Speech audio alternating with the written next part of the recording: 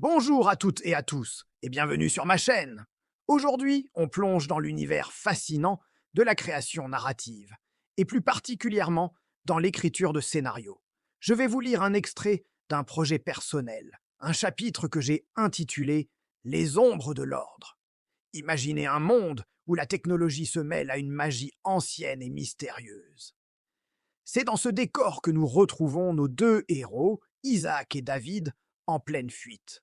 Ils viennent de mettre la main sur un artefact puissant, la clé du néant.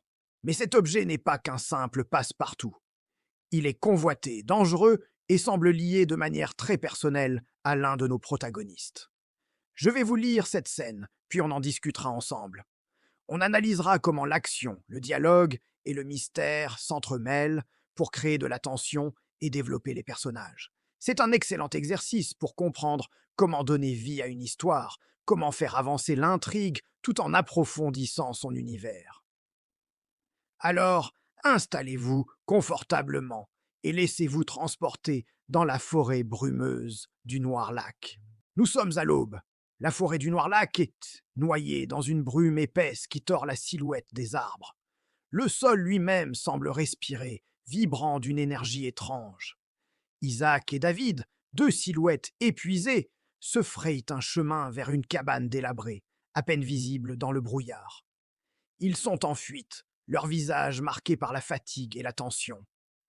À l'intérieur de la cabane, l'air est lourd et sent le bois humide.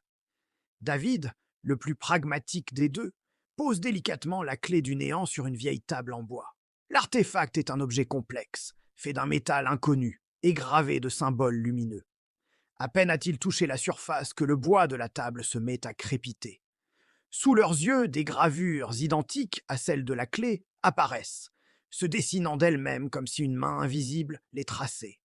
David recule d'un pas, le souffle court. Elle réagit. À quoi murmure-t-il, son regard passant de la table à la clé. Isaac s'approche, son visage grave. Pas à quoi. À qui?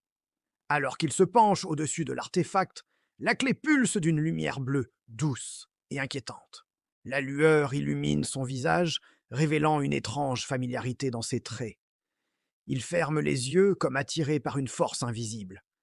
Des murmures s'élèvent dans son esprit, des voix anciennes et puissantes qui semblent venir du plus profond du temps. Une voix se détache, glaciale et claire, résonnant directement dans son âme. Tu portes en toi la fracture, tu es la porte. Isaac sursaute et recule violemment, le visage blême, manquant de tomber. David se précipite pour le retenir. Isaac, hé, tu vas bien? Qu'est-ce qui s'est passé? Isaac halète, sa main sur son cœur.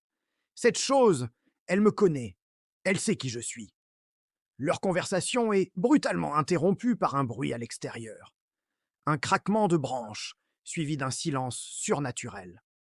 À travers les fenêtres sales de la cabane, ils aperçoivent des couissines, des ombres qui glissent entre les arbres, se déplaçant avec une rapidité anormale. Puis, elles émergent de la brume, des silhouettes translucides, presque spectrales.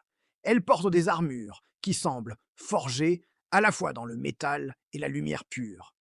Leurs visages sont humains, mais figés, sans émotion.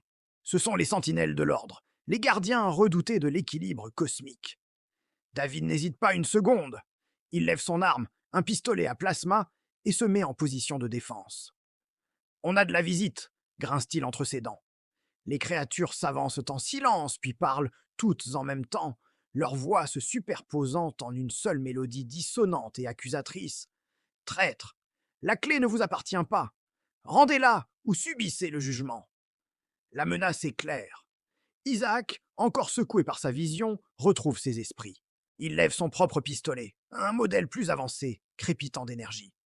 David, de son côté, active un bouclier portatif qui déploie un champ de force scintillant devant eux. Le combat est inévitable. La première rafale de lumière traverse le mur de la cabane comme du papier. Les sentinelles attaquent, non pas comme des soldats, mais comme des ombres liquides. Elles passent à travers les murs, leurs formes se déformant et se reformant, leurs lames d'énergie pure cherchant la moindre faille dans la défense des deux fugitifs. Isaac et David ripostent, leurs tirs illuminant la pièce dans un chaos de lumière et d'éclats de sautereaux de bois. Les sentinelles sont rapides, insaisissables. Chaque tir qui les atteint semble les traverser sans leur causer de dommages réels.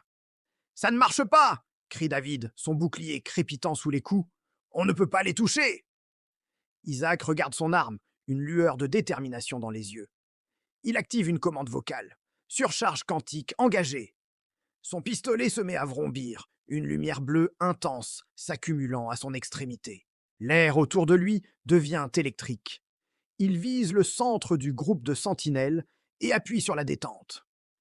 Une explosion massive de pure énergie bleue déferle dans la cabane, soufflant les murs et repoussant violemment les assaillants spectraux. L'onde de choc les projette en arrière, leur forme se déstabilisant un instant. La plupart des sentinelles se dissolvent dans la brume, vaincues. Mais une dernière silhouette reste debout, vacillante. Elle s'approche lentement d'Isaac, son apparence devenant presque humaine, son visage perdant sa froideur pour laisser place à une sorte de tristesse. Elle le fixe et sa voix, cette fois seule, murmure presque comme un secret. « Tu es né d'eux, tu ne peux les détruire. » Sur ces mots, la dernière sentinelle se dissout à son tour, se fondant dans la brume matinale comme si elle n'avait jamais existé. Le silence retombe, lourd et pesant. La cabane, ou ce qu'il en reste, brûle lentement, les flammes crépitant doucement. David baisse son arme, son regard fixé non pas sur les décombres, mais sur Isaac. Il a tout entendu. Son visage est un mélange de confusion et d'inquiétude.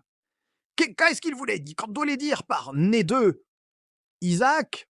Mais Isaac ne répond pas. Il reste immobile, son regard perdu dans la lumière mourante des flammes, le poids de cette révélation pesant sur ses épaules.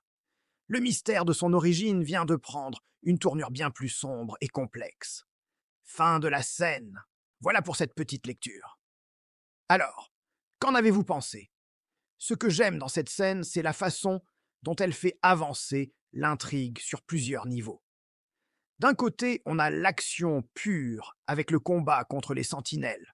Ça permet de montrer les compétences des personnages, leur façon de réagir sous pression et d'établir la menace que représente l'ordre. David est le soldat pragmatique. Isaac a accès à une technologie plus avancée, plus risquée. Mais le plus important, c'est ce qui se passe au niveau du mystère. La clé n'est pas juste un MacGuffin, un simple objet à transporter. Elle est active. Elle réagit à Isaac. Elle lui parle. La phrase « tuer la porte » est évidemment centrale. Elle suggère qu'Isaac n'est pas seulement le porteur de la clé, mais qu'il est lui-même une sorte de conduit, de passage vers ce fameux néant. C'est une révélation qui change complètement la perception qu'il a de lui-même. Et bien sûr, il y a la réplique finale de la sentinelle. « Tu es né d'eux ». C'est le genre de phrase qui ouvre 1000 questions. Qui sont eux ? L'ordre, les créateurs de la clé, des entités du néant. Cette révélation lie intimement Isaac à ses ennemis, créant un conflit interne majeur. Il n'est plus seulement un fugitif qui se bat contre une force ennemie, il se bat peut-être contre une partie de lui-même, de ses origines. C'est une technique narrative très efficace. Chaque réponse apporte de nouvelles questions encore plus grandes. On a appris quelque chose sur Isaac, mais cela ne fait qu'épaissir le mystère qui l'entoure. Et la réaction silencieuse d'Isaac à la fin laisse toute la place à l'interprétation du spectateur ou du lecteur. Est-il choqué ? Terrifié ? En plein déni ? On le laisse avec ses pensées, et ça nous donne envie de savoir ce qui va se passer ensuite. Voilà un petit aperçu de mon processus créatif. J'espère que cette analyse vous a plu et vous a peut-être inspiré pour vos propres projets. N'hésitez pas à me dire dans les commentaires ce que vous avez pensé de la scène, quelles sont vos théories sur l'origine d'Isaac et sur la clé du néant. J'adore lire vos retours. Si ce format vous plaît, je pourrais en faire d'autres, en explorant d'autres chapitres de cette histoire ou d'autres projets. Merci beaucoup d'avoir regardé. Pensez à vous abonner pour ne pas manquer les prochaines vidéos et à laisser un petit pouce bleu si ça vous a plu, ça aide énormément la chaîne. On se retrouve très bientôt pour de nouvelles aventures créatives. Ciao!